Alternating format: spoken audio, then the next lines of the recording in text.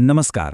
આજના આ સેશનમાં આપણે એક એવી પ્રક્રિયા વિશે વાત કરવાના છીએ જે સમગ્ર દેશની વસ્તી ગણતરીનો પાયો છે. આપણે સમજીશું કે ગણતરીદારો કેવી રીતે એકદમ સચોટ હાઉસ લિસ્ટિંગ બ્લોક એટલે કે HLB નો લેઆઉટ નકશો તૈયાર કરે છે. આ માત્ર કોઈ સામાન્ય કાગળ પરનું ડ્રોઈંગ નથી, પણ જમીની સ્તરની વાસ્તવિકતા છે. આજના આ સેશનમાં આપણી સફર કંઈક આ રીતે આગળ વધશે. પહેલાં આપણે નકશાના મુખ્ય ઉદ્દેશ્યો અને તે દોરવાના 10 સુવર્ણ નિયમો સમજીશું. ત્યારબાદ નકશાના પ્રતીકો અને છેલ્લે નકશો તૈયાર કરવાના 8 મહત્વના પગલાઓ પર નજર કરીશું. તો ચાલો શરૂ કરીએ. તો સૌથી પહેલાં એ સમજવું ખૂબ જ જરૂરી છે કે આખરે આ નકશાઓ દોરવા પાછળનો મુખ્ય ઉદ્દેશ્ય શું છે અને કામગીરી દરમિયાન કયા કડક નિયમોનું પાલન કરવું જ પડે છે. આ નકશાનો મુખ્ય ધ્યેય શું છે? ફાળવેલા બ્લોકનું હાથ વડે દોરેલું એક સંપૂર્ણ ચિત્ર રજૂ કરવું. હવે અહીં નોંધવા જેવી વાત એ છે કે આ નકશો કોઈ એન્જિનિયરિંગ સ્કેલ મુજબ દોરવાનો નથી. તેનો હેતુ માળખાઓ વચ્ચેના ભૌગોલિક સંબંધોને દર્શાવવાનો છે. વિસ્તારનું દરેક મકાન, ઘરોની સંખ્યા અને શાળા કે હોસ્પિટલ જેવા મુખ્ય સીમાચિહ્નો તેમાં સ્પષ્ટ રીતે નોંધાયેલા હોવા જોઈએ. આ અત્યંત જટિલ કામગીરીમાં સંપૂર્ણ ચોકસાઈ લાવવા માટે 10 સુવર્ણ નિયમો બનાવવામાં આવ્યા છે. આ 10 નિયમો એક એવી ચેકલિસ્ટ છે જે આખી વસ્તી ગણતરી પ્રક્રિયાની સફળતા નક્કી કરે છે. શરૂઆતના 5 નિયમો જોઈએ. સૌથી પહેલી અને મોટી વાત છે સંપૂર્ણ કવરેજ, એટલે કે વિસ્તારનું દરેક માળખું, પછી ભલે તે કોઈનું ઘર હોય, કોઈ ખાલી મકાન હોય કે ખુલ્લું ખેતર હોય, બધું જ નકશામાં આવવું જ જોઈએ. જો વિસ્તારમાં પહેલેથી જ મકાન નંબર આપેલા હોય તો તેનો જ ઉપયોગ કરવાનો છે, અને જો ન હોય તો નવા સળંગ નંબર આપવાની વ્યવસ્થા કરવાની રહે છે.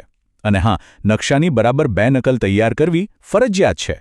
હવે બાકીના નિયમો પર આવીએ. સ્પષ્ટ સીમાઓ નક્કી કરવી ખૂબ જ અગત્યની છે. આનાથી એ ફાયદો થાય છે કે ભૂલથી પણ કોઈ મકાન છૂટી ન જાય અને કોઈ એક જ ઘરની 2 વાર ગણતરી ન થઈ જાય. જો ભૌગોલિક વિસ્તારમાં કોઈ પણ અસમંજસ લાગે તો ગણતરીદારે તરત જ સુપરવાઇઝરને જાણ કરવાની હોય છે. છેલ્લે આ બધું ચકાસણી માટે જમા કરાવવાનું રહે છે. હવે આગળ વધીએ નકશાના પ્રતીકો અને સંકેતો તરફ. નકશામાં અલગ અલગ માળખાઓને સચોટ રીતે દર્શાવવા માટે એક ચોક્કસ દ્રશ્ય ભાષા વાપરવામાં આવે છે. નકશામાં બ્લોકની હદ નક્કી કરવા માટે એક ચોક્કસ પ્રમાણિત રેખા વપરાય છે, જ્યારે રસ્તાઓ માટે અલગ અલગ પ્રકારની તૂટક અને સમાંતર રેખાઓ હોય છે.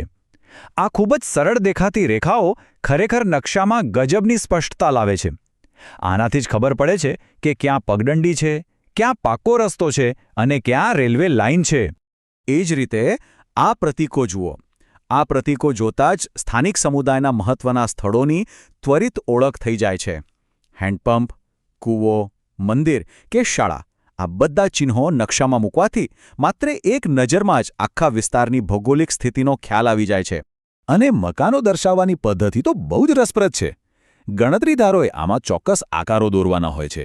પાકા મકાનો માટે ચોરસ અને કાચા માળખા માટે ત્રિકોણ. અને જો એ મકાનમાં કોઈ રહેતું ન હોય, એટલે કે બિન રહેણાંક હોય, તો એ આકારની અંદર ત્રાંસી રેખાઓ દોરીને શેડિંગ કરવું પડે છે.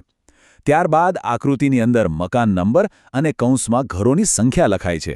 છે ને એકદમ વ્યવસ્થિત સિસ્ટમ? અલબત્ત, સીધા જ કાગળ પર પેન મૂકીને દોરવાનું શરૂ નથી કરી દેવાતું. એ પહેલાં ભૂલો ટાળવા કેટલીક અગત્યની તૈયારીઓ કરવી પડે છે. તૈયારીની શરૂઆત થાય છે ડિજિટલ પ્લેટફોર્મથી. ગણતરીદારે સૌથી પહેલાં HLO એટલે કે હાઉસ લિસ્ટિંગ ઓપરેશન મોબાઈલ એપનો ઉપયોગ કરવાનો હોય છે. આ એપમાં જઈને વિસ્તારના સંકેતો ચકાસવાના અને સંદર્ભ માટે નકશો ડાઉનલોડ કરવાનો રહે છે. ડિજિટલ કામ પતે એટલે શરૂ થાય ભૌતિક ગ્રાઉન્ડવર્ક, જેમાં સૂચનાઓ ધ્યાનથી વાંચવાની અને સૌથી અગત્યનું સુપરવાઇઝર સાથે રૂબરૂ એ વિસ્તારની સીમાઓ પર ચાલવાનું.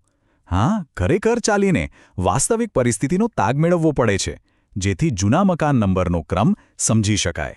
હવે વાત કરીએ વાસ્તવિક પ્રક્રિયાની. ચાલો જોઈએ કે આ બધી તૈયારીઓ પછી ફાઇનલ લેઆઉટ નકશો કયા 8 પગલાંમાં તૈયાર થાય છે. 8માંથી પહેલા 4 પગલાં કામગીરીના શરૂઆતના 3 જ દિવસમાં પૂરા કરવાના હોય છે. આમાં ડાઉનલોડ કરેલા નકશાને બરાબર સમજવો પડે છે, જેમાં ઉત્તર દિશા હંમેશા ટોચ પર રહે છે. ત્યારબાદ વિસ્તારની રૂબરૂ મુલાકાત લઈ રસ્તા અને શેરીઓ દોરવાની શરૂઆત થાય છે. અને પછી ઉત્તર-પશ્ચિમ ખૂણાથી શરૂ કરીને ધીમે ધીમે દક્ષિણ-પૂર્વ તરફ મકાનોને વ્યવસ્થિત રીતે નંબર આપવામાં આવે છે. ત્યાર પછીના પગલાઓમાં નકશામાં મહત્વના ઓળખ ચિહ્નો ઉમેરાય છે. અહીં એક ખાસ ધ્યાન રખાય છે કે કોઈ માળખું 2 વાર ન ગણાઈ જાય, એટલા માટે સુપરવાઇઝર સાથે કડક ઉલટ તપાસ થાય છે.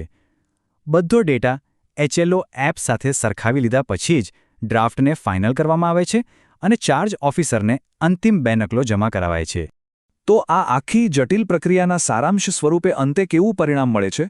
ચાલો એક સંપૂર્ણ રીતે તૈયાર થયેલા લેઆઉટ નકશાનું આદર્શ ઉદાહરણ જોઈએ. કાર્યની શરૂઆતમાં સંદર્ભ તરીકે આવો એક સેટેલાઇટ નકશો ચાર્જ ઓફિસર દ્વારા પૂરો પાડવામાં આવે છે. આ નકશો વિસ્તારની વ્યાપક ભૌગોલિક સ્થિતિ સમજવા અને હદ નક્કી કરવામાં ખૂબ મદદરૂપ થાય છે. પણ ખરી કમાલ તો આના પછી થાય છે. જુઓ, આ હાથ વડે દોરેલો ફાઇનલ નકશો, આ છે સાચી મહેનતનું પરિણામ અને ગુણવત્તાનું પ્રતીક. આ નકશો એકદમ સ્વચ્છ છે, યોગ્ય પ્રતીકોથી ભરેલો છે અને જમીન પરની ચોક્કસ વાસ્તવિકતા દર્શાવવા માટે દિશાનિર્દેશક તીરો સાથે વ્યવસ્થિત રીતે નંબર આપેલો છે. આ જ તો આદર્શ નકશો છે જે આપણે મેળવવાનો હોય છે. આ સેશનના અંતે આખી પ્રક્રિયાની સફળતા માપવા માટેનો એક જ અંતિમ સવાલ રહે છે. શું કોઈ પણ મકાન છૂટી ગયા વિના કે ડુપ્લિકેટ થયા વિના દરેક માળખાની સંપૂર્ણ અને સચોટ નોંધણી થઈ ગઈ છે ખરી? જરા વિચારો, જ્યારે આવા લાખો હાથથી દોરેલા અત્યંત સચોટ નકશાઓ એકસાથે મળે છે, ત્યારે જઈને આખા દેશની વાસ્તવિક વસ્તીનું સાચું ચિત્ર દુનિયા સમક્ષ આવે છે. ખરું ને?